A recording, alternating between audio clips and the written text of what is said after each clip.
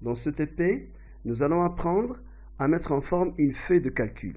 Tout d'abord, nous allons fusionner les cellules A1 et A2. On sélectionne les deux cellules et on clique sur fusionner et centrer. Nous allons taper le libellé nom et prénom.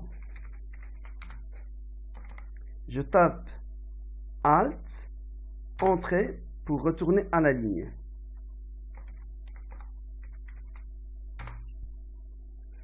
Par la suite, je remarque que cette colonne ou cette plage de cellules est en surplus. Je sélectionne la plage, je clique sur le bouton droit et je choisis supprimer.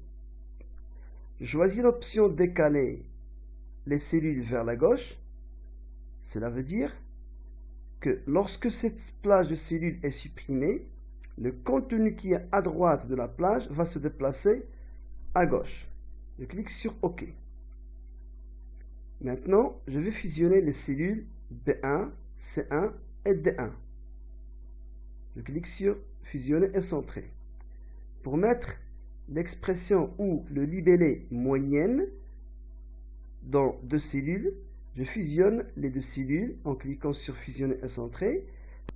Pour mettre l'expression moyenne au centre ou au milieu de cette cellule, je sélectionne la cellule et je clique sur centrer verticalement. Maintenant, je vais ajouter des bordures à ce tableau. Je sélectionne le tableau, je clique sur bordure et je choisis toutes les bordures. Les expressions arabes, français et anglais, je vais les mettre au milieu, c'est-à-dire centrées. Maintenant, je vais fusionner les cellules B11, C11 et D11 en cliquant sur fusionner et centrer. L'expression la plus grande moyenne, elle est placée au centre de cette cellule. Je vais maintenant la remettre à gauche, c'est-à-dire alignement gauche. Je clique sur l'alignement gauche.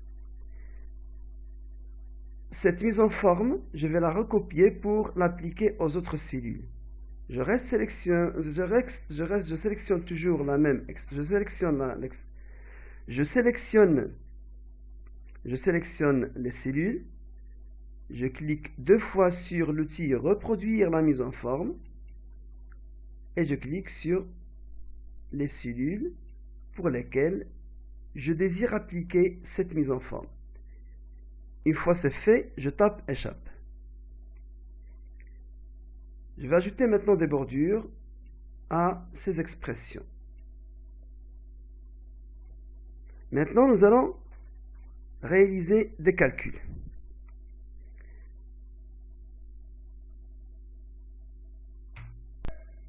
Après une petite modification de mise en forme, je remarque que les libellés nom et prénom sont masqués, sont cachés.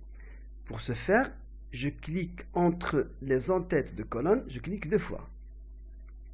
Maintenant, nous allons mettre au centre les notes. Je sélectionne toutes les notes, je clique sur centrer. Nous allons passer maintenant au calcul. Pour calculer la moyenne de Benani Rachid, je sélectionne la cellule qui correspond à la moyenne de Benani Rachid. Je clique sur l'outil correspondant somme automatique. Je choisis moyenne. Les trois notes doivent être sélectionnées, sinon ce travail doit être réalisé manuellement. Je tape maintenant la touche entrée sur le clavier. Je remarque que le résultat contient plusieurs décimales, c'est-à-dire sont des chiffres après la virgule. Pour réduire ce nombre, je sélectionne la cellule, je clique sur réduire les décimales. Pour appliquer cette formule sur les autres cellules, on dit recopier la formule. J'utilise la poignée de recopie. Une fois le pointeur de la souris se transforme en symbole plus, je clique et je glisse vers le bas. Maintenant, nous allons calculer ou rechercher la plus grande moyenne. Nous allons sélectionner la cellule qui correspond à la plus grande moyenne. J'ouvre la liste correspondante. Je choisis max. Les cellules, ou bien l'ensemble, la place de cellules dans laquelle je vais faire la recherche de la plus grande valeur, doivent être sélectionnées. Sinon, ce travail doit être réalisé manuellement. Je tape Entrée. 17 est la plus grande valeur parmi les moyennes. Pour trouver la plus petite moyenne, je sélectionne la cellule, j'ouvre la liste, je choisis Min. Je sélectionne la plage de cellules dans laquelle je vais faire la recherche de la plus petite valeur, je tape Entrée.